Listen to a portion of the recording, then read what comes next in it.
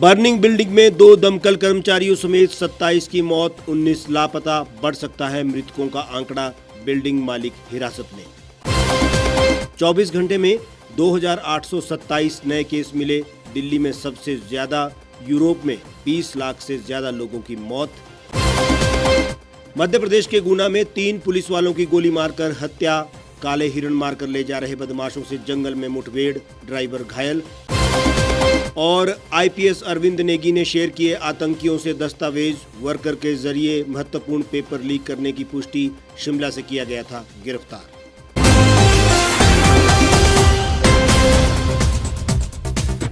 नमस्कार, स्वागत है आपका द रीव टाइम्स न्यूज चैनल में। आपके साथ मैं हेमराज चौहान।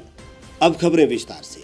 दिल्ली में मुंडका मेट्रो स्टेशन के पास 3 मंजिला कमर्शियल बिल्डिंग में आग लग गई। हादसे में अभी तक जो जानकारी मिली है, 27 लोगों की जलकर मौत हो गई है। मृतकों में दमकल विभाग के 2 कर्मचारी भी शामिल हैं। वहीं 10 लोग गंभीर रूप से घायल हैं, 19 लोग लापता बताए जा रहे हैं। पुलिस ने इमारत के मालिक हरीश गोयल और वरुण गोयल को हिरासत में ले लिया है।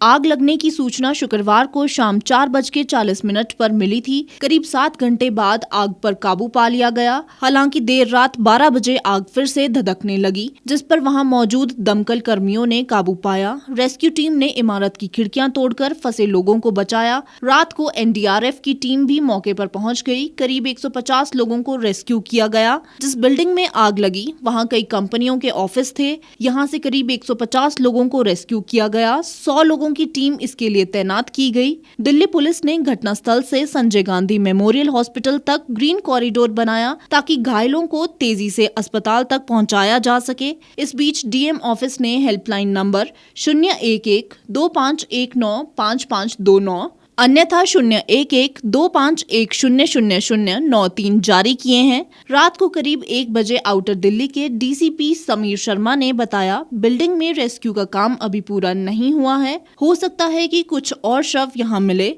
अब तक जो शव मिले हैं वह ऐसी हालत में हैं कि उनकी शिनाख्त मुश्किल है, लिहाजा पुलिस फॉरेंसिक टीम की मदद लेगी। लापता लोगों से इनके सैंपल मैच कराए जाएंगे ताकि मृतकों की पहचान की जा सके। लापता लोगों की लिस्ट रात भर में तैयार कर ली जाएगी। इमारत की पहली मंजिल पर सीसीटीवी की फैक्ट्री और गोदाम था। यहां शॉर्ट सर्किट से लगी आग ने भीषण रूप धारण कर लिया और पूरी बिल्डिंग आग की चपेट में आ गई। इमारत की खिड़कियों से निकलते धुएं के बीच लोगों को जेसीबी मशीन और क्रेन के सहारे नीचे उतारा गया। वहीं कुछ लोग रस्सी की मदद से भी नीचे आए। देश में पिछले 24 घंटे में कोरोना के 2827 नए केस सामने आए हैं।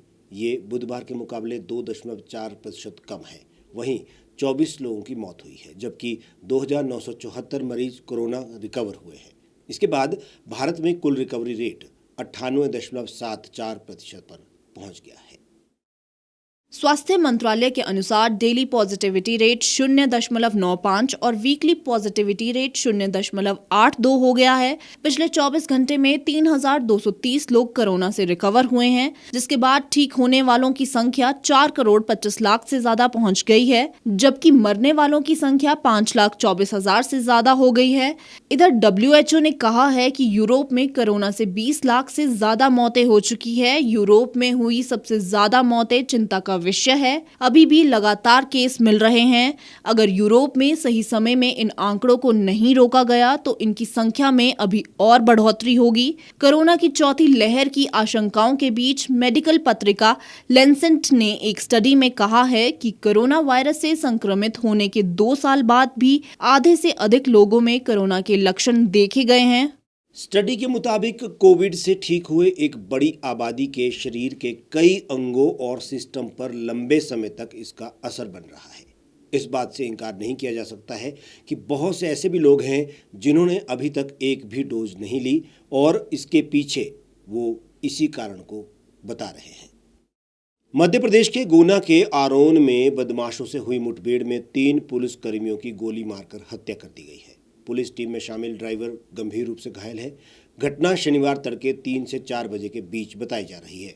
तीनों पुलिस कर्मियों के शव जिला अस्पताल लाए गए हैं। घटना को लेकर मुख्यमंत्री ने उच्च स्तरीय बैठक अपने आवास पर ही बुलाई है।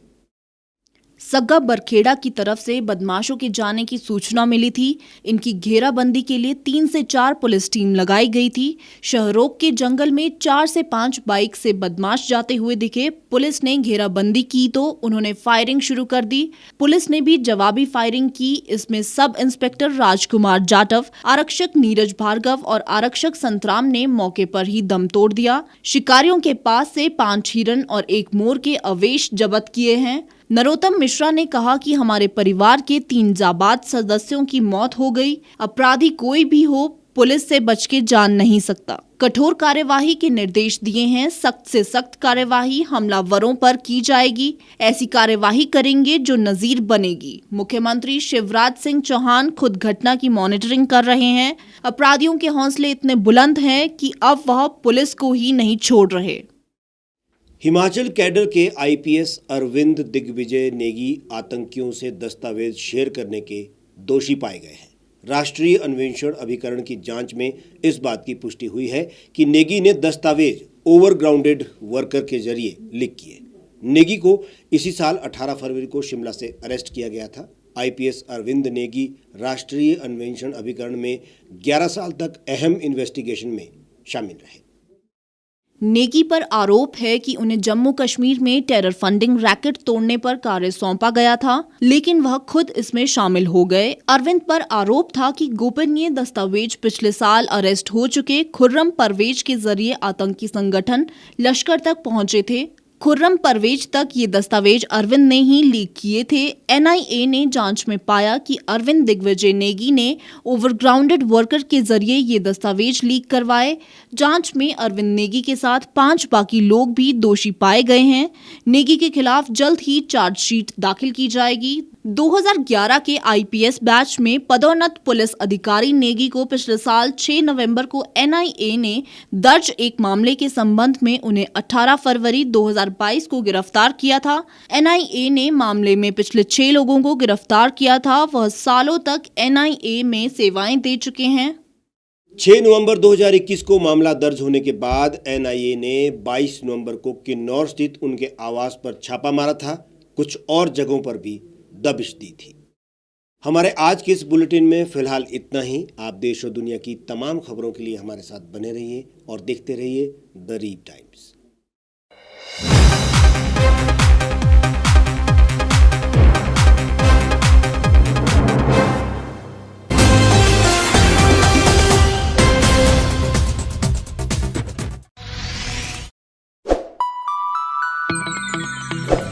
खबरों में बने रहने के लिए सब्सक्राइब करें द रीव टाइम्स। लाइक और शेयर करना ना भूलें।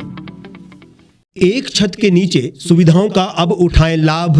रीव ई मार्ट में अब पाएं अपनी रसोई के लिए गुणवत्ता और सस्ते दामों पर राशन सामग्री। दालें हो या हो मसाले, आपका किचन ई मार्ट संभाले। उच्च गुणवत्ता और दामों में बेहतरीन रीव ई मार्ट में पधारें और पाएं अपनी पसंद के सभी उत्पाद, या फिर करें ऑनलाइन ऑर्डर और पाएं घर द्वार पर ही सुविधा। आज ही संपर्क करें फोन नंबर 8219694079 पर, बाईपास रोड, शनान, संजौली, शिमला। गांव की चौपालों से लेकर संसद के गलियारों तक, गृहिणी के चूल्हे से लेकर निवेश और बाजारों तक, किसानों के हाल से लेकर खेत और खलिहानों तक, शिक्षा और स्वास्थ्य से लेकर खेल के मैदानों तक, संसद के प्रधान से लेकर पंचायत के पंच तक, सेंट्रल हॉल से लेकर ग्राम सभा के मंच तक, हर खबर पर रहेगी हमारी पैनी नजर।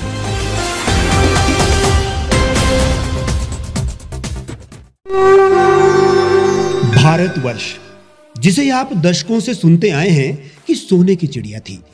इसके पंख पहले मुगलों ने कुतरे, फिर अंग्रेजों ने, और आज राजनीतिक प्राणी कोई कोर कसर नहीं छोड़ रहे। आज भी लगभग 25 करोड़ लोग रात को भूखे सोते हैं।